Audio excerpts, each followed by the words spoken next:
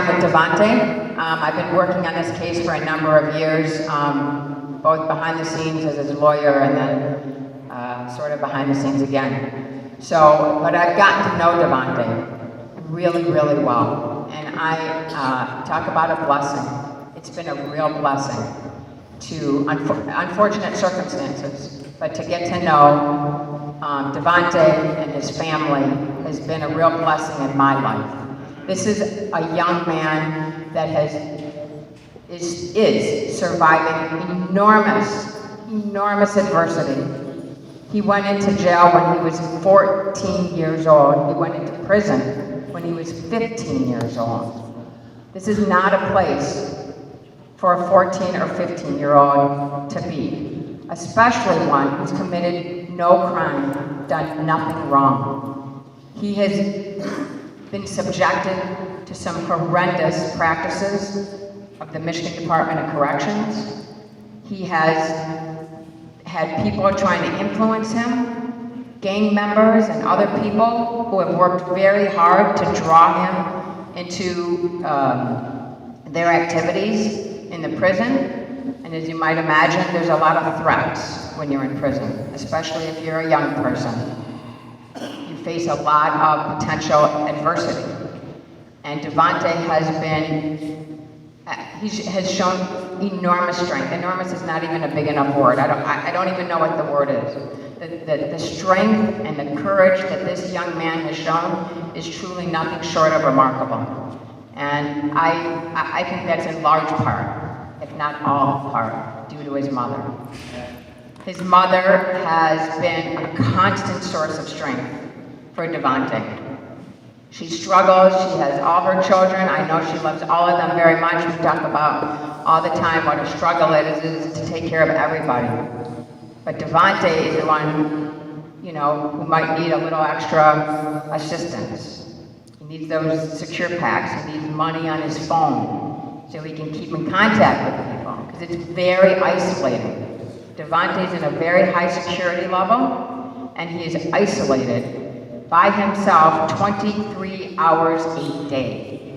I want you all to think about what that would be like if you had to lock yourself in your bathroom for 23 hours every single day. You can get out 1 hour a day to exercise if the weather permits. If the weather doesn't permit, you're not going to get out and exercise. You can have access to the phones only while you're out in the yard. So you have very limited access to be able to reach the people you really care about and want to keep in touch with. Every move is scrutinized, everything you do. If an officer doesn't like you for some reason, that officer can make your life absolutely miserable for no other reason other than the fact that he's taken to not like you for some reason. So I don't know, Tamika, what else you'd like me to talk about, but that's the truth of what it's like. It's a harsh truth. It's a horrible truth. It's a sad truth. We've been working for a long time to bring Devante home. We will continue to work until he's home. We're confident that we can get him home, but of course, we're dealing with a system that doesn't always see things the way other people see things. And so often people will say this is such an easy case. Someone else has confessed to this crime, and that someone else confessed to a lot of crimes. Why is Devante still in prison? It doesn't make any sense. And the reality is, it doesn't make any sense. That's the truth, and that's the unfortunate truth of the criminal justice system. Sometimes things are very, very clear to everybody except the prosecutor. And the prosecutor is the one with all the power. And so we work very hard to change minds. We work very hard to show the truth, to bring light into what's going on and bring out the injustice from the darkness into the light. And by shining that light, obviously we hope to be successful and bringing forward the truth and letting everybody know. I mean, I know everyone in this room knows Devante's innocent. There's no question about it. This is not a closed case. And he needs all your love and support every day. The prayers, the letters that are sent to him, the cards he received, the communications he receives from people, those are his lifeline. And if you haven't written to Devante, I encourage you to do so.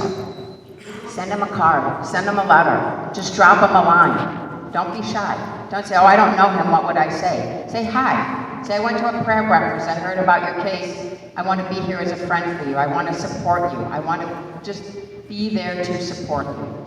Because everything we do, everything I do as a lawyer, it's not just about getting Devante out. That's the most pressing thing, right? Is to bring him home. But it's to be supportive. Because he's there and he needs that support. And he needs people, he needs to know that people love and care about him. So if I could leave you with one action item in addition to all the prayer action items, is to please go home, get a pencil and paper out, or a pen and paper, or type out at your computer, whatever it might be, and send Devante a little note. It says, I was at a prayer breakfast, I'm praying for you. We're all praying for you. We're going to continue to pray for you for a just outcome, and look forward to the day that you can come with us to the prayer breakfast and come with us to church, and we can all pray together. So, thank you for being here today. I know it means a lot. I see Tamika wiping her eyes over it. It means a lot to Devante's entire family. I'm not just singling out Tamika, but to everybody. And I don't have anything else to say. So, thank you.